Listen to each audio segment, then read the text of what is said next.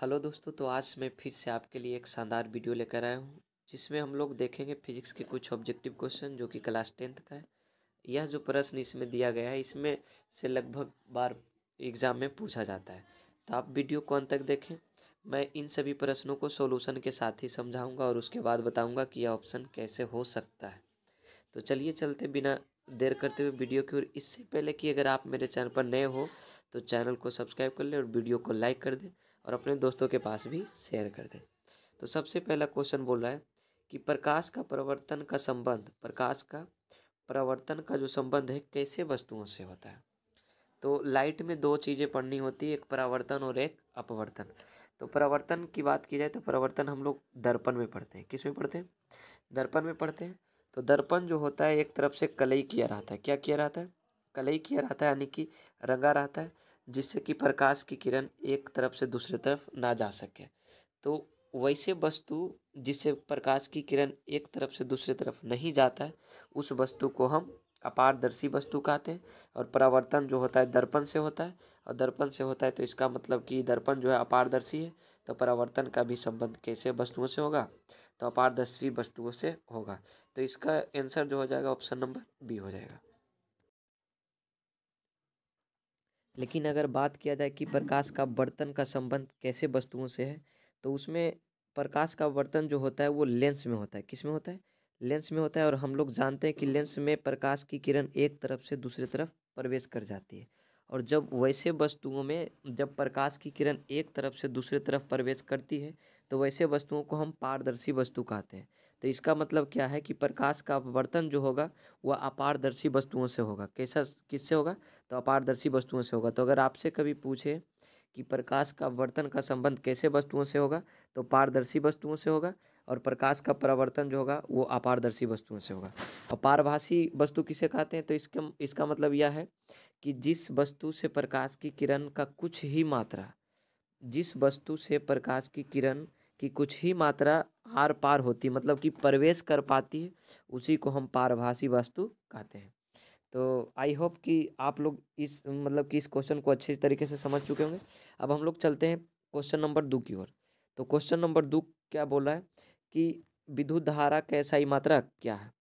विद्युत धारा का SI मात्रक क्या है? तो इससे पहले हम लोग समझते हैं कि विद्युत धारा आखिर है क्या। तो विद्युत धारा जो है कोई भी परिपथ होगा, यानी कि कोई चालक तार होगा, उसमें मान लिया जाए ये चालक तार है, तो इसमें क्या होगा कि करंट प्रवाहित होगा। करंट यानी विद्युत धारा। तो विद्युत धारा हम कहेंगे किसको? तो किसी चालक तार में इलेक्ट्रॉन के प्रवाह या तो आवेश के प्रवाह की दर को ही हम विद्युत धारा कहते हैं। मतलब कि अगर कोई भी एकांक समय में कोई इलेक्ट्रॉन का जो प्रवाह होगा, आवेश का जो प्रवाह होगा उस तार में, उसी को हम विद्युत धारा कहते हैं। और विद्युत धारा का जो SI मात्रक होता है क्या होता है? एम्पियर होता है। विद्युत धारा का SI मात्रक क्या होता है? तो एम्पियर होता है। तो और ये वोल्ट किसका मात्रक है? तो वोल्ट जो है विभवांतर का है। किसका है? विभवांतर का। वोल्ट अगर पूछे कि वोल्ट किसका मात्रक है, तो विभवांतर का है। किसका है? विभवांतर का कहे या तो विभव का कहे, ये दोनों का मात्रक क्या होता है? वोल्ट होता है। और यह जो वाट है, वाट किसका मात्रक है? तो वाट जो है शक्ति का मात्रक है। किसका मात्रक है? शक्ति का मात्रक है। तो आई होप कि यह जो दोनों प्रश्न है आप लोग अच्छी तरीके से समझ चुके होंगे कि विद्युत धारा क्या है। तो विद्युत धारा किसी भी चालक तार में इलेक्ट्रॉन की प्रवाह की दर को ही हम विद्युत धारा कहते हैं। और विद्युत धारा का SI मात्रक एम्पियर होता है। और यह जो वोल्ट है किसका मात्रक है? तो विभवांतर या विभव का मात्रक ही वोल्ट होता है। और यह वाट जो है किसका मात्रक है? तो शक्ति का मात्रक है। अब बात करते हैं क्वेश्चन नंबर 3 में कि क्वेश्चन नंबर 3 आखिर क्या कह रहा है। तो क्वेश्चन नंबर 3 बोल रहा है कि चुंबक के कितने ध्रुव होते हैं? तो चुंबक में दो ध्रुव होते हैं। कितने ध्रुव होते हैं?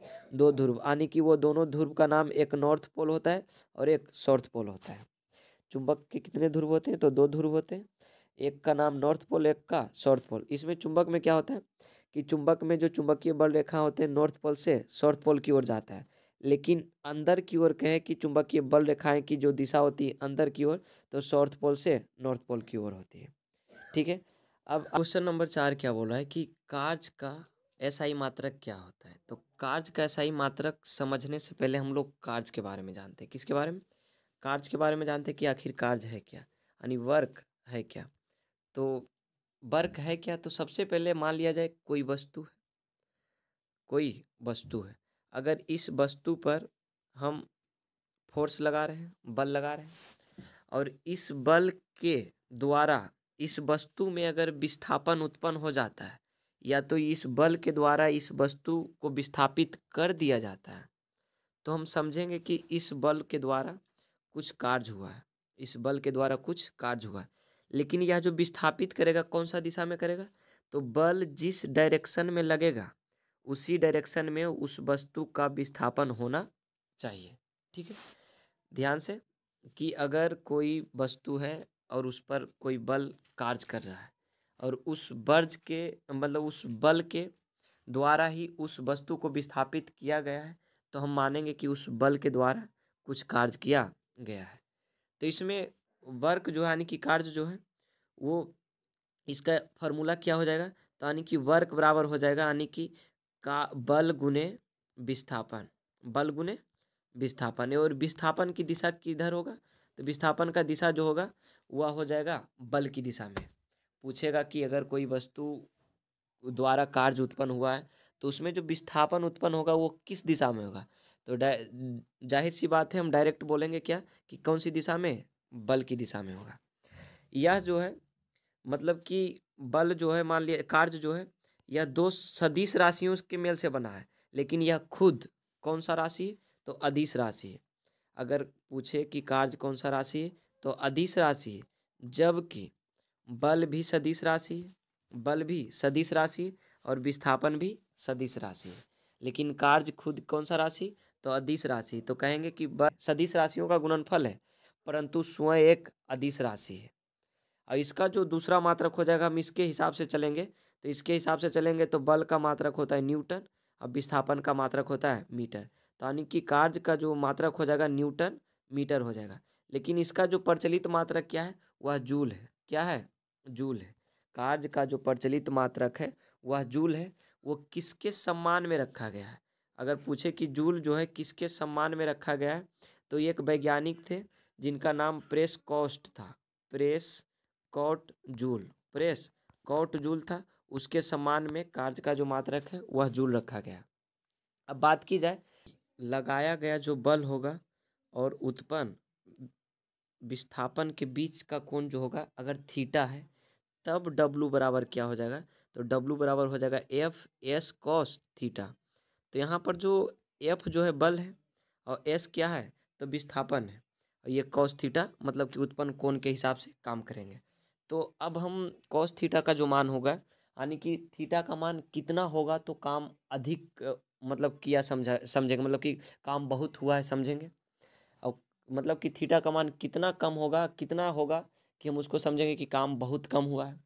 तो यहाँ पर देखेंगे, सबसे पहले हम लोग जानते हैं कि कॉस का जो मान होता है 0 डिग्री से 90 डिग्री की ओर होता है। 0 डिग्री से 90 डिग्री तक हम लोग मतलब करते हैं, तो 0 से 90 डिग्री तक देखते हैं में होता है, क्या होता है, घटते क्रम। यानी कि 0 डिग्री से मतलब कि चलते हैं तो 90 डिग्री तक जाते हैं तो घटते जाता है, यानी कि क्या होता है, घटते जाता है। तो 0 डिग्री का जो मान होता है, cos 0 डिग्री का मान जो होता है 1 होता है। क्या होता है, 1 होता है। और उसके बाद आगे बढ़ते हैं तो घटते जाता है, क्या होता है, घटते जाता है 30 45 60, इसके साथ साथ मान भी घटते जाता है। इसमें 30 डिग्री का मान हो जाता है √3/2 और cos 45 का मान 1/2, जो कि ये 1 से सभी लोग मतलब कि सभी जो है छोटे हैं। तो इसका मतलब क्या होगा कि अगर बल यानी कि जो बल है और विस्थापन है उसके बीच का कोण अगर 0 डिग्री है, तो हम समझेंगे उस समय जो काम होगा वह मैक्सिमम होगा, मतलब कि अधिकतम होगा, महत्तम होगा। क्या होगा, महत्तम होगा। कि अगर बल और विस्थापन के बीच जो कोण बनेगा वह अगर 0 डिग्री का बनेगा तो समझेंगे कि काम जो होगा वह बहुत अधिक होगा। लेकिन अगर मान लिया जाए कि काम जो है क्या है, मतलब कि बल और विस्थापन के बीच का जो कोण होगा अगर 90 डिग्री है, कितना डिग्री, थीटा का मान यानी कि 90 डिग्री है, तो समझेंगे कि काम जो है न्यूनतम हुआ यानी कि मिनिमम हुआ है। क्या हुआ है, मिनिमम हुआ है, मिनिमम हुआ है। ठीक है, अब अगला जो बोल रहा है कि मान लिया जाए क्या है कि अब जो ये कार्य है, कार्य में हम कैसे समझे कि कार्य जो है एक दो सदिश राशियों के गुणनफल होता है और खुद यह एक अदिश राशि है, और इसका जो प्रचलित मात्रक होता है जूल होता है। अब देखते हैं कि ऑप्शन में क्या कह रहा है कि कार्य का जो है सही मात्रक क्या है। तो कार्य का सही मात्रक हम बताए थे कि अगर कार्य का सही मात्रक एक तो न्यूटन मीटर होता है, न्यूटन मीटर, लेकिन न्यूटन मीटर ऑप्शन में नहीं, तो कार्य का जो प्रचलित मात्रक जूल है उसको उस पर हम टिक कर देंगे। अब बात किया जाए, 2-3 ऑप्शन और है, इसको भी क्वालिफाई करते हैं। तो ऊर्जा तो कार्य करने की क्षमता जो होता है उसे हम ऊर्जा कहते हैं। वाट जो है शक्ति का सही मात्रक होता है। ओम किसका मात्रक है? प्रतिरोध का मात्रक है। अब क्वेश्चन नंबर 5 देखते हैं। क्वेश्चन नंबर 5 बोल रहा है कि जब किरण, कहाँ, जब किरण विरल माध्यम से, कौन सा माध्यम? विरल माध्यम से सघन माध्यम में प्रवेश करती है। तो मान लिया जाए इस तरह से ले लिए, ऊपर विरल माध्यम है और नीचे क्या है? सघन माध्यम। तो हम विरल को मान लेते हैं गरीब और सघन को अमीर। तो जब विरल से सघन में जाएगा तो मतलब कि मान लिया जाए कोई व्यक्ति है और व्यक्ति है ना, ऐसे मानेंगे इसको, ऊपर विरल मान लिए और नीचे क्या मानेंगे? सघन। सघन मानेंगे, विरल को हम गरीब मानेंगे, सघन को अमीर। तो मान लिया जाए कोई गरीब आदमी अगर अमीर आदमी का बारात जाता है, ठीक है, तो उसमें क्या होता है कि जो गरीब होता है वो थोड़ा डर के जाता है कि क्या कहेगा नहीं कहेगा, है ना। उसके हिसाब से मतलब कि वो दब के चलता है, किसके मतलब कि दब के, जिधर जाएगा वो मालिक उसी की ओर जाएगा। तो इसका मतलब यह जो मालिक है ये सीधे जाएगा। तो इधर से अगर किरण विरल माध्यम से सघन माध्यम में प्रवेश करता है, विरल माध्यम से सघन माध्यम में प्रवेश करता है, तो किधर जाएगा? तो अभिलंब की ओर मुड़ जाएगा, अभिलंब की ओर मुड़ जाएगा। अगर पूछे कि कोई किरण विरल माध्यम से सघन माध्यम में प्रवेश करती है तो अभिलंब से क्या होती है? तो अभिलंब की ओर मुड़ जाती। लेकिन अगर सघन माध्यम से विरल माध्यम में प्रवेश करता है तो ये अभिलंब से दूर भागता है, अभिलंब से दूर भागता है। तो 2 क्वेश्चन बना है यहाँ पर। बोल रहा है कि जब किरण विरल माध्यम से सघन माध्यम में प्रवेश करती है तो किरण अभिलंब की ओर मुड़ती है या अभिलंब से दूर जाती है या उसी माध्यम में लौट जाती है या इनमें से कोई नहीं। तो अभिलंब की ओर मुड़ जाती है। अभिलंब से दूर कब भागेगी? जब सघन से विरल जाएगी। उसी माध्यम में कब लौटेगी? तो ये प्रकाश का प्रवर्तन में भी हो सकता है, अपवर्तन में भी होता है। ठीक है। अब क्वेश्चन नंबर 6 क्या बोला है कि प्रकाश की वेग की गणना सर्वप्रथम किसने किया था? तो प्रकाश की वेग की गणना सर्वप्रथम ओले रोमन ने किया था, वो भी 1676 ईस्वी में, 1676 ईस्वी में। और न्यूटन के नाम से आप प्रचलित होंगे, मतलब कि परिचित होंगे कि न्यूटन है क्या। तो न्यूटन एक वैज्ञानिक थे जो कि इनको भौतिकी का जनक भी कहा जाता है। और यह जो है 1687 ईस्वी में प्रिंसिपिया बुक में ये गति के तीनों नियमों का मतलब कि प्रतिपादन किए थे, लिखे थे।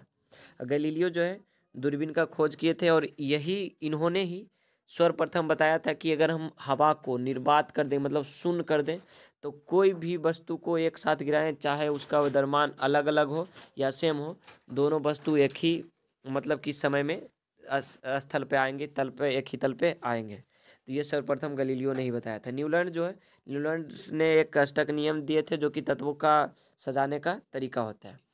अब दूसरा क्वेश्चन, 7वां नंबर क्वेश्चन जो है वह बोला है कि निकट दृष्टि दोष के उपचार में किस लेंस का उपयोग किया जाता है, प्रयोग किया जाता है।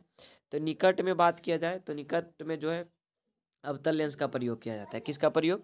अवतल लेंस का प्रयोग किया जाता है। और उत्तल लेंस का किस में प्रयोग किया जाता है? तो दूरदृष्टि में, दूरदृष्टि में। तो हम एक ट्रिक बताए थे, एक ट्रिक में क्या था कि देहाती तरीके से बताए थे कि नियरा आवता, नियरा आवता मतलब कि नियरा मतलब निकट, नियरा आवता दूर उता, मतलब दूर में उत्तल लेंस और नियरा आवता यानी कि निकट में अवतल लेंस का प्रयोग होगा। अगला क्वेश्चन क्या है? क्वेश्चन नंबर 8 को देखते हैं। क्वेश्चन नंबर 8 कह रहा है कि लेंस का एसआई मात्रक क्या है। तो लेंस का एसआई मात्रक जो होता है डायोप्टर होता है। ऐसे मीटर इनवर्स भी होता है। क्या होता है?